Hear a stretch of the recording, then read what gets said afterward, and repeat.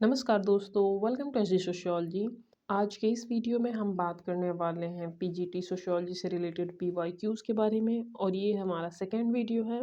तो पिछले वीडियो में हमने कुछ 10 क्वेश्चंस लिए थे और इस वीडियो में भी हम कुछ 10 क्वेश्चंस की बात करने वाले हैं, जिससे हमें रिवीजन होता रहेगा जो हमने पिछले टॉपिक्स के बारे में या कॉन्सेप्ट्स के बारे में पढ़ा हुआ है और साथ ही साथ आइडिया लगेगा कि क्वेश्चन किस तरह से पूछे जाते हैं। तो चलिए शुरू करते हैं।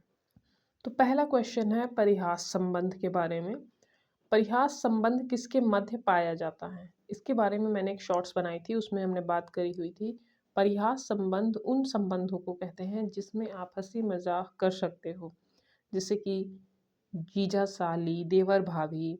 तो पिता पुत्र बिल्कुल नहीं, माता एवं पुत्री बिल्कुल नहीं, पिता एवं पुत्री बिल्कुल नहीं। ऑप्शन डी जीजा और साली करेक्ट आंसर है। और ये जो रिलेशन है इनको आप रखते हो परिहार संबंध के अंतर्गत, यानी अवॉइडेंस रिलेशनशिप के अंतर्गत। और जीजा साली, देवर भाभी, इस तरह के जो रिलेशन है वो आते हैं आपके जोकिंग रिलेशन के अंतर्गत। नेक्स्ट क्वेश्चन है देवर विवाह संपन्न होता है जब एक पुरुष विवाह करता है अपने मृत भाई की विधवा से। देखो, देवर विवाह का तात्पर्य क्या है कि अपने देवर से कोई स्त्री विवाह कर ले, और देवर से विवाह तब करेगी जब उसके हस्बैंड की डेथ हो जाएगी। तो अपने मृत भाई की विधवा से अगर कोई पुरुष विवाह करेगा तो भी देवर विवाह के अंतर्गत आएगा। तो यहाँ पे जितने भी ऑप्शन है आप देख सकते हो। अपनी मृत पत्नी की बहन से बिल्कुल नहीं, उच्च जाति की स्त्री, निम्न जाति की स्त्री, ये तो अनुलोम और प्रतिलोम विवाह के अंतर्गत आते हैं। देवर नाम से ही पता चल रहा है भाभी और देवर के बीच में विवाह हो रहा है, और विवाह का रीज़न क्या है? क्योंकि भाभी के हस्बैंड की डेथ हो गई है। नीचे आप देख सकते हो देवर विवाह संपन्न होता है जब एक पुरुष अपने मृत भाई के, यानी उसके जो बड़े भाई हैं, उनकी डेथ होने के वजह से उनकी वाइफ जो हैं वो विधवा हो गई हैं। ऐसी स्थिति में उनका भरण पोषण हो और उन्हें उनका अधिकार मिले, इसलिए उसी परिवार के दूसरे भाई से शादी करा दी जाती है। भारतीय समाज में निम्न जातियों में, विशेषकर पश्चिमी उत्तर प्रदेश तथा हरियाणा के अहिर जाति में यह विवाह प्रचलित है। गोंड, खरिया, संथाल जनजातियों में भी यह विवाह पाया जाता है। नेक्स्ट क्वेश्चन हम देख लेते हैं। निम्न में से कौन सा समुदाय का तत्व नहीं है? ये तो पढ़े हुए टॉपिक से है। समुदाय के तत्व के बारे में हमने बात करी थी।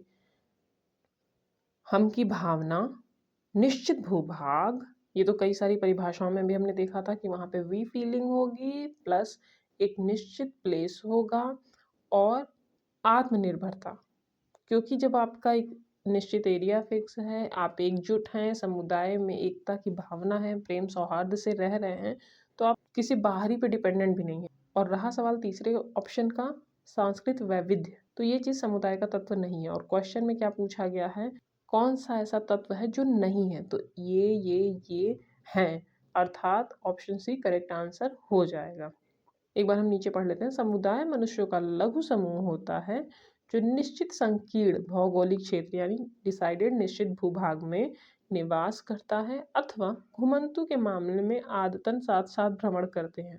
देखो, समुदाय के भी दो टाइप होते हैं। एक जो है एक निश्चित भौगोलिक क्षेत्र में निवास करते हैं, कुछ समुदाय जो होते हैं वो घुमंतु होते हैं। पहाड़ी क्षेत्रों में बर्फ गिरने या धूप के होने के ऊपर डिपेंड करता है कि वो लोग किस एरिया में जाके रहेंगे। बहुत ज़्यादा बर्फ पड़ने लगेगी तो वो थोड़े से नीचे की तरफ आ जाएंगे, और जब मौसम गर्मी का आएगा तो वो पहाड़ के ऊपरी क्षेत्र में भी जाके रहते हैं। बट चाहे घुमंतु हो चाहे निश्चित क्षेत्र में निवास करने वाले हो, दोनों ही समुदाय में हम की भावना, आत्मनिर्भरता और भूभाग की भावना होती है, जिनकी समान रुचियां और क्रियाएं होती हैं, और वे सामाजिक जीवन के सभी पहलुओं से संबंधित होते हैं। इनके जीवन का तरीका भी सामान्य होता है। तो बचा क्या ऑप्शन में? सांस्कृतिक वैविध्य, जो कि ऑप्शन के अकॉर्डिंग जा रहा है कि ये तत्व नहीं है। नेक्स्ट क्वेश्चन की बात कर लेते हैं हम।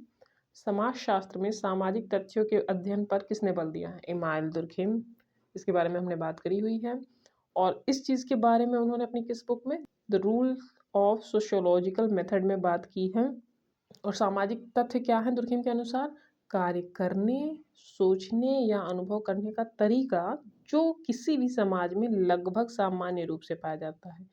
यानी कि जो भी लोग कार्य कर रहे हैं या जो भी लोग सोचते हैं या जिस प्रकार से अनुभव करते हैं, जो सामान्य रूप से सब में पाया जा रहा है, वो कार्य करने के तरीके, वो विचार करने के तरीके, वो एक्सपीरियंस क्या होते हैं, सोशल फैक्ट के अंतर्गत आते हैं।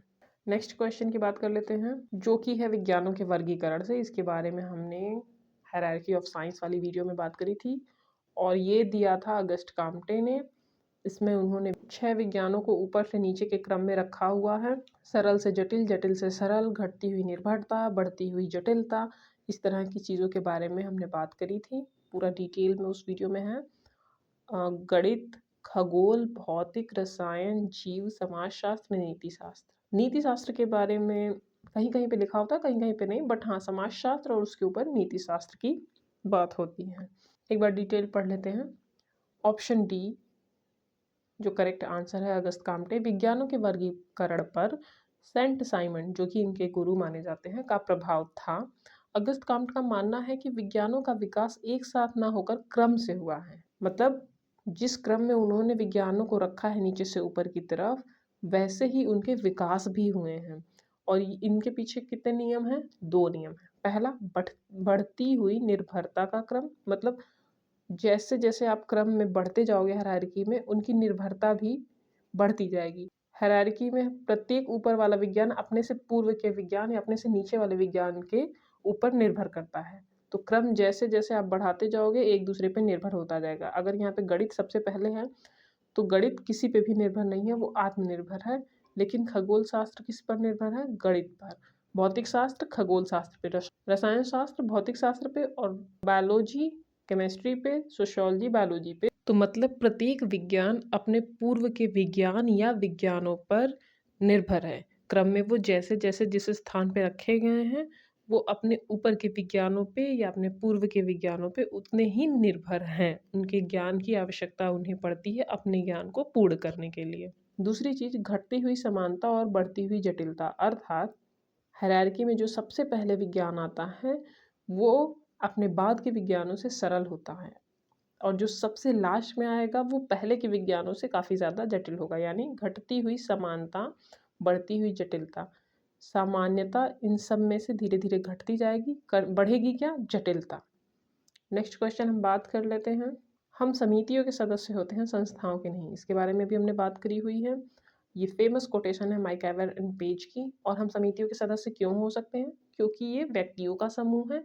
बट संस्थाओं के क्यों नहीं हो सकते? क्योंकि संस्थाएं एक कार्य प्रणाली हैं। एग्जाम्पल की भी हमने बात करी थी कि आप एग्ज़ाम के सदस्य हो सकते हो। एग्ज़ाम की जो पद्धति है, जिस तरह एग्ज़ाम हो रहा है, उसके आप सदस्य नहीं हो सकते हैं। नेक्स्ट क्वेश्चन क्या है देख लेते हैं।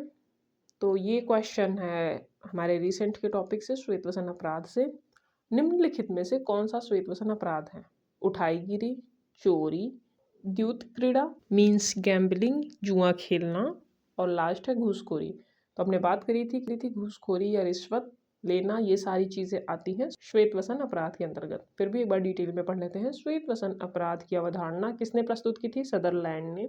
आधुनिक समय में सभ्य लोगों द्वारा किया जाने वाला अपराध श्वेतवसन अपराध होता है। सदरलैंड ने अमेरिका के 70 बड़े बड़े उद्योगपतियों का अध्ययन कर चौंका देने वाली अवधारणा प्रस्तुत की, जो निम्न स्वरूपों में पाया जाता है। जालसाजी यानी फ्रॉड, स्कैम्स जो कि हमने बात करी थी, रिश्वत, चोर बाजारी या मुनाफाखोरी, ब्लैक मार्केटिंग, तस्करी, स्मगलिंग, विश्वासघात या षड्यंत्र, पद का दुरुपयोग या गुप्त व्यवहार, ये सारा कुछ किसके अंतर्गत आता है? श्वेतवसन अपराध के अंतर्गत।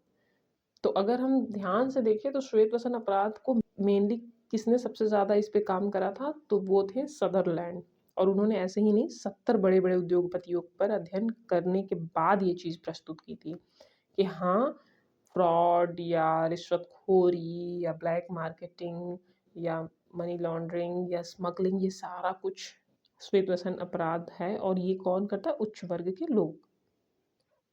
अब हम देख लेते हैं नेक्स्ट क्वेश्चन के बारे में। ये काफ़ी ज़्यादा फेमस क्वेश्चन है, ये बहुत ज़्यादा पूछा गया है एग्ज़ाम्स में, कई सारे एग्ज़ाम्स में, नेट जेआरएफ से लेके पीजीटी या जीआईसी जितने भी एग्ज़ाम्स रहे हैं। तो अनुसूचित जनजातियों को किसने पिछड़े हिंदू से संबोधित किया है? तो वो हैं जीएस घुरे। उन्होंने कास्ट पे काफ़ी ज़्यादा काम करा था और महाराष्ट्र के महादेव कोली जनजाति का अध्ययन किया था। द महादेव कोलीज उनकी पुस्तक भी रही है। जीएस घुरे के फेमस बुक्स के बारे में भी शायद एक शॉर्ट्स बनाया है मैंने, एक बार आप देख लेना। इनका कहना है कि जनजातियाँ पिछड़े हिंदू, बैकवर्ड हिंदू ही हैं, अतः इन्हें समाज से पूर्णतः आत्मसात कर लेना चाहिए, अर्थात घूरे आत्मसात की नीति एसिमिलेशन पॉलिसी का सुझाव देते हैं। मतलब भारत में जो विभिन्न जातियों में वर्गीकरण कर दिया गया है, निम्न जाति, उच्च जाति, ये भेदभाव खत्म करो, सब मिल के एक साथ रहो, क्योंकि सब हिंदू हैं, बस कुछ पिछड़े हैं, कुछ आगे बढ़ गए हैं। तो पिछड़े हिंदू ये जो फेमस शब्द है, ये किससे रिलेटेड है? जीएस घूरे से, इन्होंने बोला था। नेक्स्ट क्वेश्चन है मुस्लिम विवाह क्या है, इसके बारे में भी हमने बात करी है। मुस्लिम विवाह एक समझौता होता है, जबकि हिंदू विवाह एक पवित्र संस्कार माना जाता है। अब एक बार डिटेल देख लेते हैं। मुस्लिम विवाह एक समझौता है। Doctor KM. कपाड़िया के शब्दों में, इस्लाम में विवाह एक अनुबंध है, यानी कॉन्ट्रैक्ट है, जिसमें दो साथियों के प्रत्येक पक्ष का एक हस्ताक्षर होता है। इस अनुबंध का प्रतिफल मेहर, वधू को भेंट दी जाती है। मतलब मुस्लिम विवाह एक समझौता है, कॉन्ट्रैक्ट है, और इस कॉन्ट्रैक्ट को पूरा करने के लिए वैल्यू यानी मूल्य के रूप में मेहर दी जाती है। किसको? वधू को। तो ऑप्शन फर्स्ट होगा नहीं, क्योंकि ये पवित्र संस्कार है नहीं, और ऑप्शन सी के अकॉर्डिंग ए और बी दोनों। तो ए जब इनकरेक्ट है तो ऑप्शन सी भी गलत हुआ, और बी चूंकि सही है तो डी भी करेक्ट नहीं होगा। अब हम देख लेते हैं नेक्स्ट क्वेश्चन क्या है। काफ़ी ज़्यादा फेमस कोटेशन है और काफ़ी सारे एग्जाम्स में पूछे जाते हैं। तो समाजशास्त्र सामाजिक संबंधों के विषय में है, यह किसका कथन है? आंख बंद करके आप बोलोगे माइक आइवर एंड पेज, तो बाकी ऑप्शन देखने ही नहीं है। तो आज के लिए बस इतना ही। आई होप आपको ये PYQ सेशन अच्छे लगे और आपके लिए काफ़ी हेल्पफुल हों। आज के लिए बस इतना ही। धन्यवाद।